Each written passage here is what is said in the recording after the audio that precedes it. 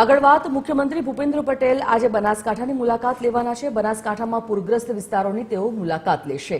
ભારે વરસાદને પગલે સર્જાયેલી પરિસ્થિતિનો તેઓ તાગ મેળવશે। ઉત્તર ગુજરાતમાં અતિવૃષ્ટિથી ભારે નુકસાન થયું છે।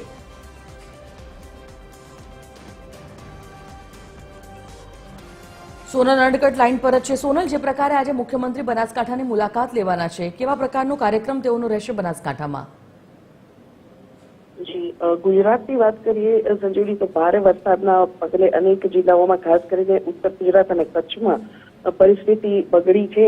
પાણી ભરાયા છે, લોકોના ઘર વખરી અને પાકને, ખેડૂતોના પાકને પણ નુકસાન થયું છે। આવા સંજોગોમાં ગઈકાલે જે કેબિનેટની બેઠક મળી તેમાં પણ ઉત્તર ગુજરાતની અને કચ્છની પરિસ્થિતિ અંગે ચર્ચા કરવામાં આવી હતી, વિચારણા કરવામાં આવી હતી અને ત્યારબાદ સરકારે મદદ માટેના પણ જે નિર્ણયો છે તે લીધા હતા। જે અંતર્ગત વાત કરીએ તો આજે બનાસકાંઠામાં સુઈગામમાં સૌથી વધારે અસર થઈ છે।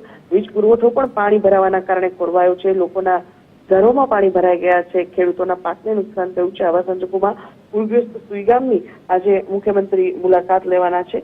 તેઓ 11:15 થી 2 વાગ્યા સુધી આજે સુઈગામ ખાતે રહેશે, ત્યાં તેઓ મુલાકાત લેશે, લોકોને મળશે, કયા પ્રકારની પરિસ્થિતિ છે તેનો તાગ મેળવશે અને ત્યારબાદ એક એવી સંભાવના જોઈ શકાય છે જોડી કે સરકાર તરફથી સહાય માટેની પણ જાહેરાત કરવામાં આવે, કેમ કે જે પ્રકારે બનાસકાંઠામાં મોટા પાયે વરસાદથી નુકસાન થયું છે કે જ્યાં અત્યાર સુધી પાણીની તંગી રહેતી હતી, કચ્છમાં પણ પાણીના ભરાઈ ગયા છે। ત્યારે આવા સંજોગોમાં ખાસ કરીને બનાસકાંઠાના સંદર્ભમાં સરકાર તરફથી કોઈ હકારાત્મક જાહેરાત થાય તેવું હાલના તબક્કે લાગી રહ્યું છે।